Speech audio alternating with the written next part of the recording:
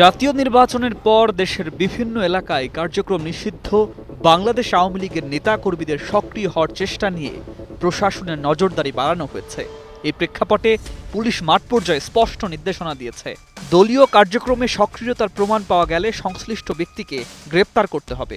Police সদর দপ্তর, বিভিন্ন রেঞ্জ ও জেলা পুলিশের একাধিক সূত্রে এই তথ্য জানা গেছে।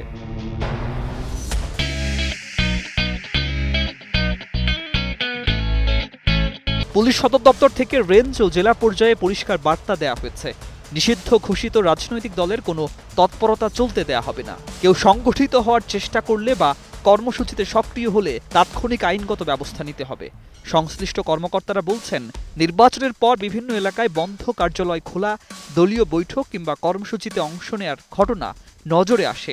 এতে মাঠ পর্যায়ের পুলিশ সদস্যদের মধ্যে করণীয় নিয়ে যে দ্বিধা ছিল, 22 ফেব্রুয়ারির ভার্চুয়াল সভায় তা দূর করা হয়।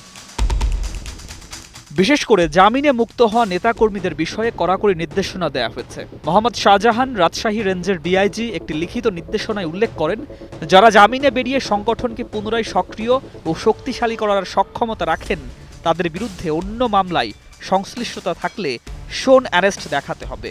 তবে যাদের বিরুদ্ধে নতুন কোনো তথ্য নেই তাদের ক্ষেত্রে নতুন করে গ্রেপ্তার দেখানোর প্রয়োজন নেই বলেও চিঠিতে উল্লেখ করা হয়। ইতোমধ্যে জামিন পাওয়া কয়েকজনকে আবার গ্রেপ্তার দেখানোর ঘটনাও ঘটেছে।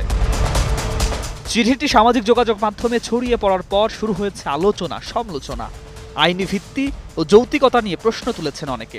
ডিআইজি শাহজাহান বলেন, এটি কোনো নির্দিষ্ট দলের নাম উল্লেখ করে দেয়া হয়নি, বরং নিষিদ্ধ সংগঠনের সদস্যদের ক্ষেত্রে প্রযোজ্য সাধারণ নির্দেশনা। তিনি দাবি করেন, অন্য মামলায় সংশ্লিষ্টতার তথ্য থাকলেই কেবল গ্রেপ্তার দেখানোর কথা বলা হয়েছে।